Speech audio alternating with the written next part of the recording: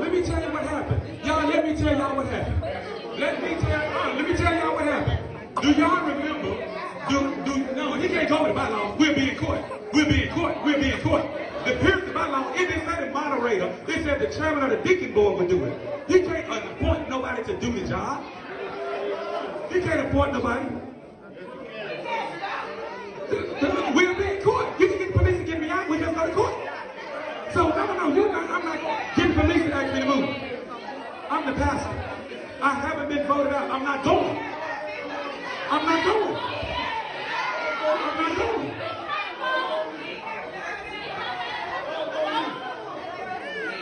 I'm not going. Police can't move me and I'm the pastor.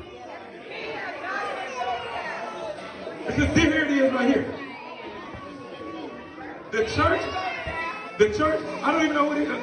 It's between the church body will be polled by the voting members, and it said if any time that a vote is needed for retention of the mission, a church meeting will be called. The meeting must be stated, and it said the chairman of the deacon ministry will provide. The chairman of the deacon ministry will provide. Let me show it to you. Let me show it to you right here.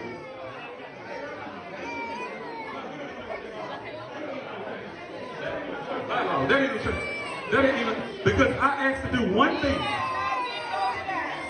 I asked to do one thing, ask a question. They won't let me ask a question. They won't let me ask a question because they know I'm telling the truth. You can't, I asked them to let me ask one question.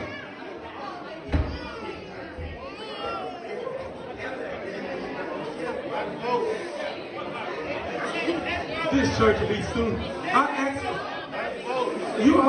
You know, when y'all came to that meeting, y'all said, I'll let you speak at the meeting. You don't remember that? Right. Hold up. No. This is what happened. Do y'all remember? Hold on, no. See, why they won't let me talk? All I ask is to ask one question. All I ask, they won't let me ask my one question because they know I'm telling the truth. And the police can't come on private property and ask me to leave if I'm not doing nothing to nobody. That's a private property. That's a private property.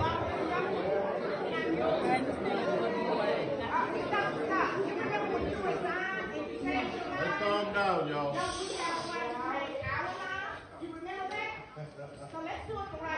The right way is the right way is number one, the right way is where is your church roll? Where's your church roll? You gotta have an active church roll. Where's your church roll? Where's the secretary of the church? No, you're not you. How you got one? The church secretary is supposed to have one. You haven't been here, but you coming on first Sunday, so how you know who's here second, third, and fourth? No. We're gonna do it right. As long as we do it right, I'm okay. I'm okay with right. As long as we do it right. Because you can't just bring folk in here that ain't been in here since September of 2044. You can't do that. And that's not going to happen.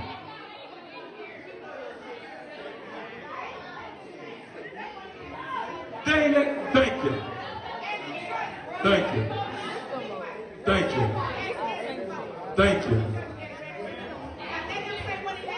I'm the pastor of the church. I'm the pastor of the church and had not done nothing to nobody. The church will witness. I'm the pastor of the church and had not done nothing to nobody. I'm the pastor of the church and have not done no. No. Because I have not done nothing. I am the pastor. I'm the pastor of the church. And if they can't do that, I haven't done anything. I'm the pastor. Okay, come on, I'll talk to you. Come on. I'll be back.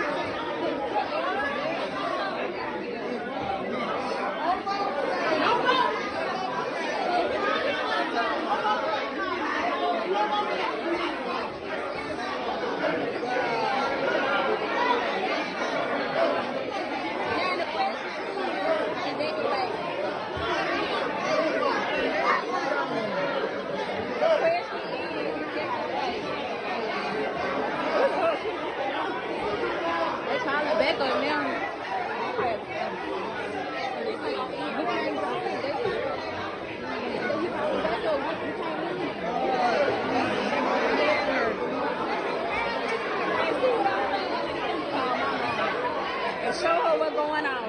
And this is the reason why she didn't want to come to church today. God told her not to come, like she always tells me.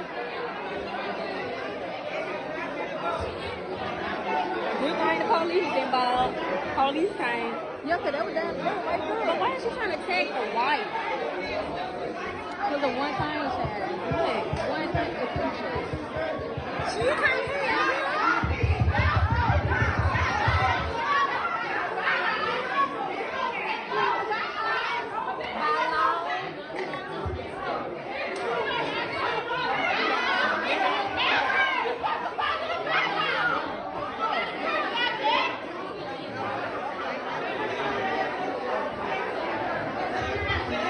People. Hey, listen, we gonna stop it.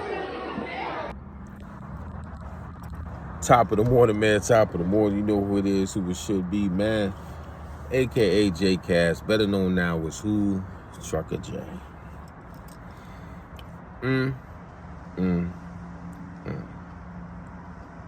And this is why J-Cast and his family don't attend no church. Because you don't have to go to church to have God in your heart, to move right in your heart. You don't have to sit up in those church pews and listen to the hypocrites speak, even the pastor. So as you see, his mistress decided to pull up. Why was she so angry at the wife? The wife is innocent, sweetheart. It's the pastor you need to be mad at. But she was so gung-ho to go at the first lady, which didn't make no sense to us. First of all, pastor, we know most of them pastors are corrupt. If it's not about money, it's scandals. They sleeping with everything moving in the church because they have that power, that hierarchy in the church because they are the leader, the pastor. They want to abuse their power. This is nothing new. Now, this was very disgusting, folks. Very disgusting. And this is supposed to be in God's house? That all this screaming, you got kids and teenagers present. And they're watching grown folks conduct themselves in this stupid manner that they are doing. You got babies in the background crying. You had the police, pilgrims at that, enter the black church. You had the deacon trying to summons the pastor out immediately. I understand the deacon's pain. He didn't like what he was seeing, but there's protocol. You have to vote that pastor out. Is pastor wrong? Yes, he is. But what the young lady should have did, you got the prize already. You got the jewel already. You have a human life that pastor is going to be responsible for the next 18 years. And depending on what state, if the kid attends college, you got the bag. You ain't even have to go in there and go crazy like that. First of all, you put your baby in harm's way because all that pushing and shoving, you could have fell on your stomach. Somebody could have hit you in your stomach. And we don't know because we couldn't really see if you didn't get hit in the stomach. But I guess moving forward that you did have the baby. You got the bag already. You already know you're going to take him to court for child support. So why are you in there wilding out? And if the wife stays with him, she stays. If she don't, she don't. Like, you have the prized possession. So you shouldn't have conducted yourself like that at all. You should have been like, all right, pastor.